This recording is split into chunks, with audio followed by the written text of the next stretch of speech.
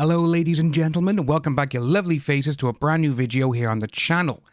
Today we are going to take a look at something which we have discussed on this channel quite a few times. And that is men who have been wrongfully convicted and accused of things. And the majority of these people, they've gone to prison, they've always claimed that they were innocent, and most of the time when they've been proven right, they just get left to the wayside. But what we are looking at today is this. Andrew Malkinson, he has been, for the last 2 decades, he's been accused, and he was, well, not accused. He was found guilty of committing a crime he never did. A couple of days ago, now the appeal has actually gone through, and the judge has said, you are not guilty. You may walk free. The man spent 17 years in maximum security prisons. What happened? This just goes to show our justice system here in the UK is absolutely it's just abysmal. So, appeal court clears Andrew Malkinson of this after 2 decades journey to prove innocence. The appeal court has quashed the conviction of a man who spent 17 years in prison for a crime he did not commit. Andrew Malkinson from Grimsby was previously found guilty of attacking a woman in Salford in 2003, even though 3 appeal judges have been told there was no forensic matter linking him to the crime.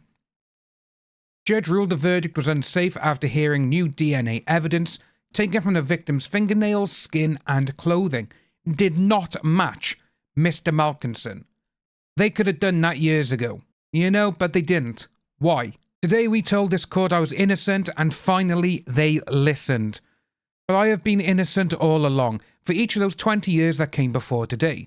Nothing any police officer, court, or commission said about me since 2003 changed that reality. Overturning Mr. Malkinson's convictions for 2 counts of this and 1 of this or this with intent to do this, Lord Justice Holroyd said Mr. Malkinson had waited many years to leave the court a free man. Delivering the ruling, he said, "We must keep Mr. Malkinson waiting no longer.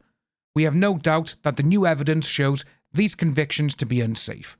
We allow the appeals against conviction. We quash the convictions. Mr. Malkinson, having waited so many years, you leave the court a free man." It's great that he's been finally, people have listened to him, but it's absolutely atrocious how the justice system has literally not allowed this man to do an appeal. He's done 2 or 3 beforehand where they were like, oh yeah, we're not listening. They didn't even bother putting it to the courts. They just went, nah, yeah, get away, get lost.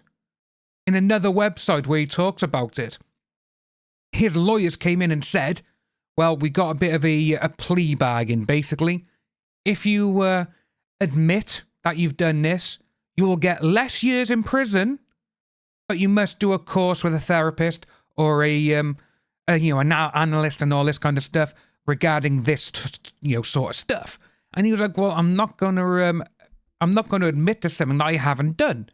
And they were like, oh, well, you're going to die in prison then. And he was like, well, that's it then. He stuck by his guns and he made it out. And it's just sad and it sucks to see. Mr. Malkinson's lawyer, Edward Henry KC, had told the hearing, this is an historic case, but also an historic injustice. DNA testing, which Mr. Malkinson had called for since his arrest, now supports his long-standing protestations of innocence. Why didn't they allow it to do the DNA testing all those years ago? It was not and could not have been him. Greater Manchester Police apologised to Mr. Malkinson after the ruling, saying they were sorry he was the victim of such a grave miscarriage of justice. Yeah, I'd be suing the hell out of him now, and more than likely he will. Addressing the victim of the crime he did not commit, he did say, I am so sorry that you were attacked and brutalised that night by that man. I am not the person who attacked you, but what happened to me is not your fault. It's true, you can't blame the victim for this, but I do feel sorry for the victim and for the man because he spent 17 years locked up for something he didn't do. But it does go into that afterwards as well. Mr. Malkinson's mother, Tricia Hose, in her mid-70s, said, now Andy's name has been cleared. Suddenly in the public eye, I am no longer a deluded mother. My son is no longer a monster. But what has been done to him cannot be undone. The damage will be with him for the rest of his life, and the woman who got attacked has been denied justice. just as my son was. The court reversed a ruling on further grounds for appeal raised by his legal team. The prosecution at the time was based on identification evidence, which Mr. Henry described as having deplorable disclosure failures, which mostly lay at the door of Greater Manchester Police. The lawyer raised the issue of photos showing the victim with a broken fingernail after she scratched her attacker deeply on the cheek. He told the court it was not disclosed during the trial. Mr. Malkinson had no cheek injury when arrested on the day after the thing happened to the woman. I think that would be a big giveaway. She's like, oh, I scrammed him or whatever, broke a fingernail because I scrammed him.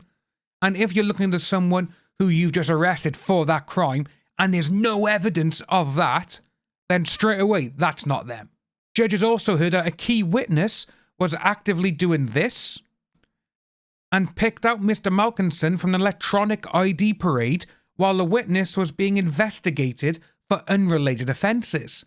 The defence in the trial, Mr. Henry said, were unaware of that. He added that the previous convictions of 2 witnesses were also not disclosed, meaning the jury could not question whether they were honest. Bloody hell! There were, he told the judges, ample material the defence could have used to undermine their credibility and reliability. The now 57-year-old served 10 extra years beyond his original minimum term of 7 years because he would not admit the crime while in prison. It's terrible, man. It's absolutely disgusting. I am left outside this court without an apology, without an explanation, jobless, homeless, and expected to simply slip back into the world with no acknowledgement of the gaping black hole they opened up in my life. A black hole that looms so large behind me, even here today, I fear it will swallow me up. All this time, the person who really did this horrific crime has been at large. This means it's not just me who is being denied justice, it is the victim. Both GMP and the Crown Prosecution Service previously announced they would not contest the appeal. Mr. Malkinson's case was referred to the Court of Appeal in January by the Criminal Case Review Commission while investigates potential miscarriages of justice. He previously applied twice for his case to be reviewed by him, but was turned down, eventually being released from prison in December 2020.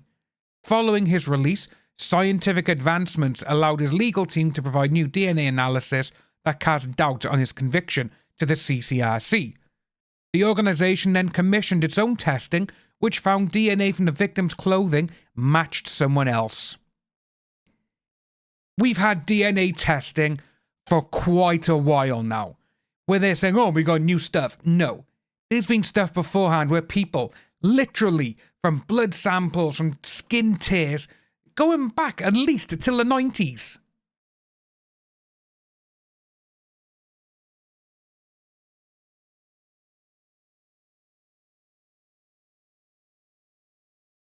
That's absolutely crazy, man. I feel so sorry for this guy, but also the victim as well, because she hasn't got justice herself. Last January, Greater Manchester Police confirmed a man had been arrested and released under investigation in light of the new information. In a statement today, Assistant Chief Constable Sarah Jackson said, "We are truly sorry to Mr. Malkinson that he is a victim of such a grave miscarriage of justice. While we hope this outcome gives him a long overdue sense of justice, no, it's not going to give him a long overdue. No. We acknowledge that it does not return the years he has lost. We are also profoundly sorry to the victim of this crime. We are absolutely committed to following all new lines of inquiry to ensure the right person is held accountable for harming her. While this case tragically led to the wrong person being convicted, these instances are thankfully very rare." No, they're not. See, this is Chief Constable Sarah Jackson just covering her own ass. We have gone through so many of these on this channel alone.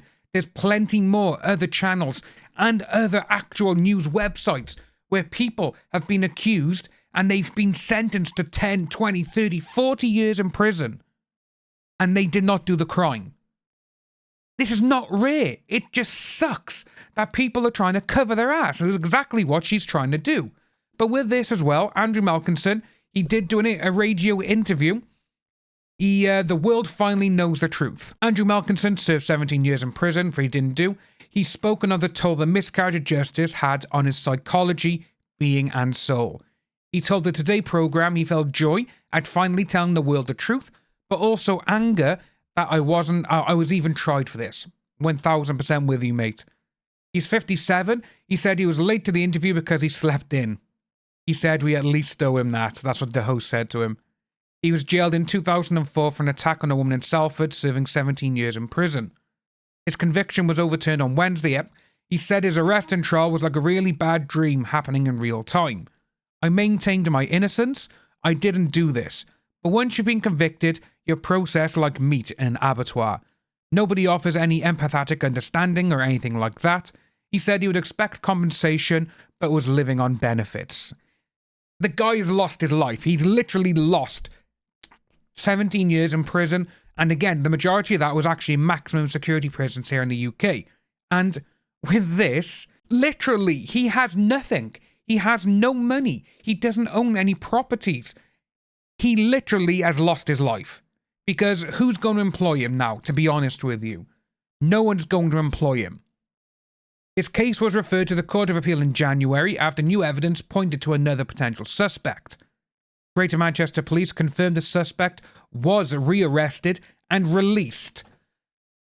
So, this guy here, he was arrested and literally within a year he was in prison. But this guy, the one who actual DNA, by the looks of things, matches the person they've arrested, oh yeah, just release him. Is he an informant for the police? Mr. Malkinson said he was very shocked on the day he was arrested. How am I a suspect? To have someone looking at you like you've committed such an act is horrific.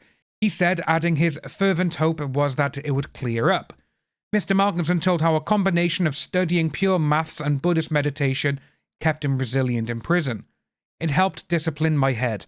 In HMP Franklin, you could just read science books and study books. There is something pure about mathematics. It's the truest thing we have. He said he never felt tempted to falsely admit the crime to get out of jail sooner by doing a rehabilitation program. You know what? That by there is such a load of horse shit. Oh, you're in jail for 7 years. If you admit to it, you may get a few years off, but if you don't, we're going to give you 10 more years. That's exactly what they did to him. It's absolutely just fucking illogical what this court system is like here in the UK. It means I would go into a group therapy, listen to the horrific stories, and they would say, tell us what you did, and it would stick in my throat. The only thing I could do was to be true to myself and keep telling the truth. It's taken an extremely heavy toll on my person, my psyche, my psychology, my being, my soul. If you want to put it like that, it's been a heck of a devastating experience. Speaking about what he could be owed, he said, I feel very strongly about this. Somehow, the prison service has lobbied the government so that even if you fight tooth and nail to gain compensation, you have to pay the prison a large chunk of that, so... Are you fucking serious? This is what's wrong. Literally, this man, he's innocent. He got sent to jail, and if he gets any compensation, he has to pay the prison service because they boarded him. No, sorry, it's not his fault. Mr. Malkinson told BBC Newsnight he banned his mum and sister from coming to see him while he was in prison. My mother had her son convicted of this. If you saw the newspaper headlines, emotive case, she suffered immensely. I wouldn't let my mother and sister visit me. It's too emotionally taxing, even if it's once a month. They'd be treated like prisoners. However, he also said it was very, very important that his family and partner stuck up for him. He said he was still in touch with his partner and described her as the best friend you could ever ask for. He also spoke of his sympathy for the victim. She's been let down. She thought that I was the perpetrator because she was traumatized when she picked me out of the parade. Emily Bolton, director of the legal charity Appeal, questioned why it's taken nearly 20 years for his case to be overturned. Exactly. The truth is, this case is an indictment of both the Court of Appeal and the Criminal Case Review Commission. These so-called safety nets in our justice system missed 3 earlier opportunities to put this obvious miscarriage of justice right. Helen Pitcher, chair of the Criminal Case Review Commission, said she welcomed the court's decision. She added, in the ever-changing world of forensic science, new evidence can come to light years after a conviction. We used our special powers to take advantage of DNA breakthroughs to find evidence that we considered could overturn this conviction. We recognise that Andrew has had a very long journey to clear his name, but sadly the evidence that led to the court overturning his conviction only became available years after his conviction.